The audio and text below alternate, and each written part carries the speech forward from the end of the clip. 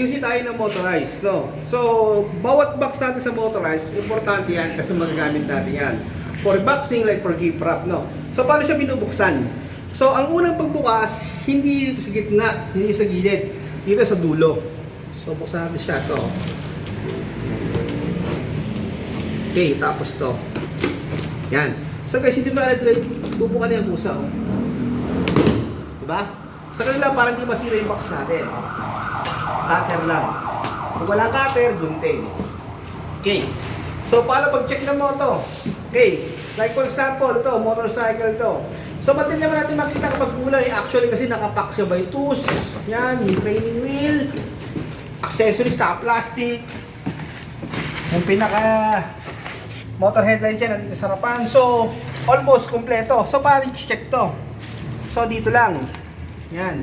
So, dito natin is yung Phillips screwdriver. Tapos na ito, guys. For the case ng motorcycle kasi, isa lang yung, ano niya, no? Yung gear. So, nasa likod lang. Oo. So, pag motorized, it's either apat or dalawa yung gear. So, lagi sa likod, no? Lagi sa likod yung gear. Okay, ito. So, napilan natin to. Although, yan, naka-glue gun na. O, sabihin natin tanggalin sa yung glue gun. So, ipasok natin dito. Color coding lang tayo. Black to black, red to red.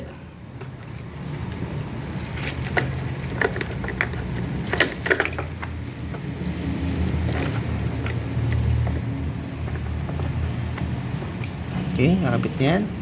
On natin. Yan. So, accelerator, pedal. Natin dito.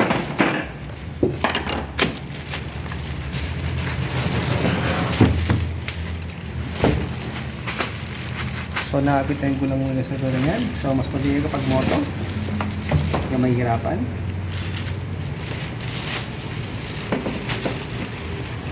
So guys, sa plastic din, huwag natin sirain ito kasi although open na to. So yun ang sinunod ko. Pero sana yung plastic din, huwag natin sirain kasi pwede natin, like for example, naulan. So assemble yung unit natin, magagamit natin ito pantaklob sa ulan. Parang di karoon ng problema. Yan. Pati accelerator.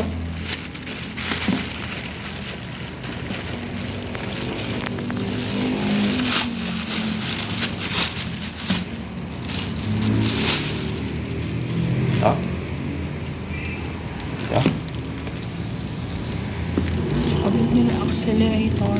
And then, okay. So nahugot, kaya namatay yung ilaw, wala.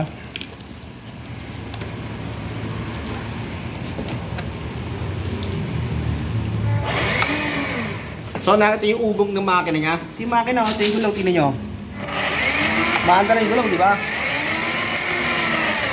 Okay. So pag ito yung itsura ng motorized natin, good to. Pero wait, yung battery nito hindi siya naka-fully charge. So mga minimum mga 15 minutes lang tong may laman. So mas maganda, charge mo na lang siya na minimum at least 8 hours. So pwede siya mag-max na hanggang 12 hours. So max na yan. So sa sound system na yan, guys.